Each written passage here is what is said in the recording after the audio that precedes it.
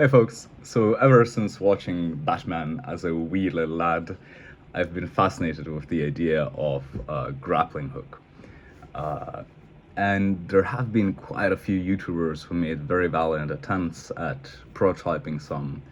There was Hacksmith, there was Build IRL. I think the coolest versions were built by JLasserVideo. But they all share the same issue, which is that basically you expend a CO2 cartridge to fire the projectile, and if you want to fire again, you have to completely rearm the system. It's not really rapid fire. And then I saw Tom Stanton's video, who made a centripetal for trebuchet, where it basically you have a wheel, an arm that can extend away from it attached to it, and there's a projectile at the end of it. I thought, oh, that's a really cool idea.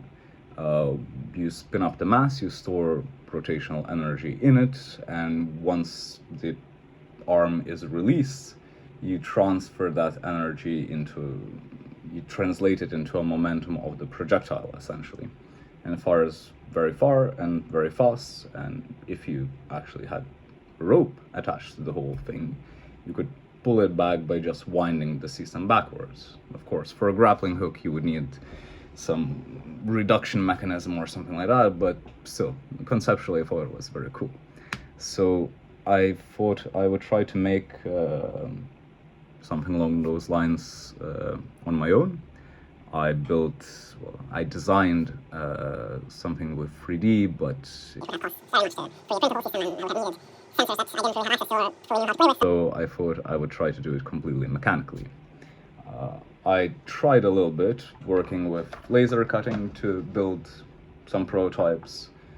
They work to an extent, but it's very slow to iterate because, well, you have to essentially glue everything together. If you need to change a single part, you have to completely redo it, so it was rather slow.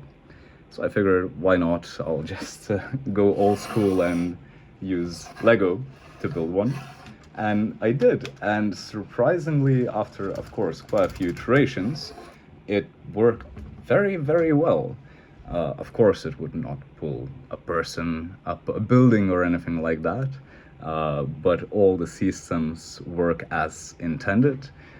It takes a single input, which is rotate forward or rotate backward, and it achieves all the steps needed to effectively transfer the stored energy into the projectile very aptly and accurately. So I thought I would share just how the whole system works, because I found it really fun to build. I thought the idea is quite neat, and I don't know, maybe you will too. Anyways, cheers. So quickly speaking about the parts that comprise the overall mechanism, we should begin with the frame which holds the rotor, let's call it that way. The rotor is this mechanism right here, which essentially rotates the whole system, but also engages based on certain circumstances, one part or another.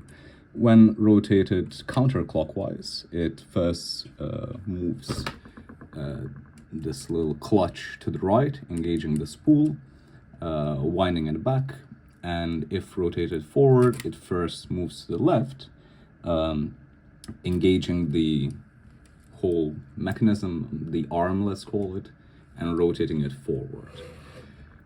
As mentioned, this is the arm, the part that rotates. It has all the other components in one way or another connected to it, including the forearm. Forearm we will call this part that, when triggered, is able to rotate around to move the projectile away from move it further away from the overall system, and thusly transferring a large part of the stored rotational energy into the projectile itself.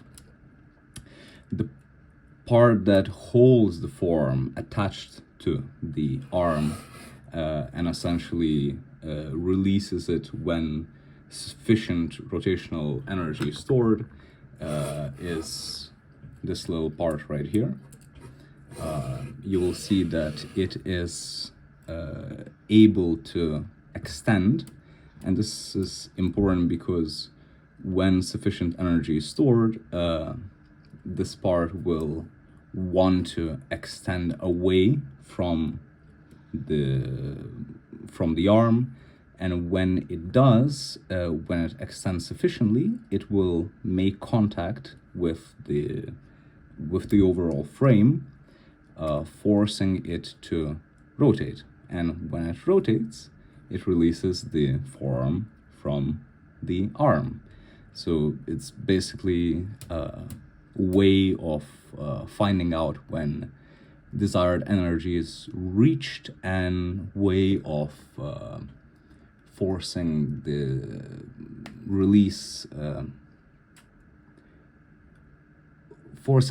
to happen at the desired angle, because it has to make contact with the frame right here, so it will not release just randomly anywhere. The sort of last main part is mechanism right here, which holds the spool, which allows the spool only to tighten up, but doesn't allow it to move forward, thusly keeping the projectile attached to the overall system and the mechanism. So yeah, when it is locked, it will not release the projectile. Well, I'll wind back. But when the forearm reaches its peak, nearly 180 degrees in relation to the main arm, it will get triggered, thusly releasing the spool and allowing the projectile to fly quite freely. So what happens in normal launch is that first we rotate the rotor forward, it engages the arm starts to spin up, the centripetal force trigger extends. When it extends, it makes contact with the frame, thusly releasing the forearm, which, while the whole system is still rotating, extends, transferring the energy to projectile, and when zenith is reached, it disconnects the spool from the arm, thusly allowing the projectile to launch. And when we want to wind it back, we rotate the rotor counterclockwise, thusly engaging the spool, pulling the projectile back, and then we move the forearm back into its locked state, which locks it to the forearm, locks the spool, locks the forearm to the arm, locks the spool to the arm, and yeah, just resets the system entirely. And yeah, we're ready for another launch. Oops.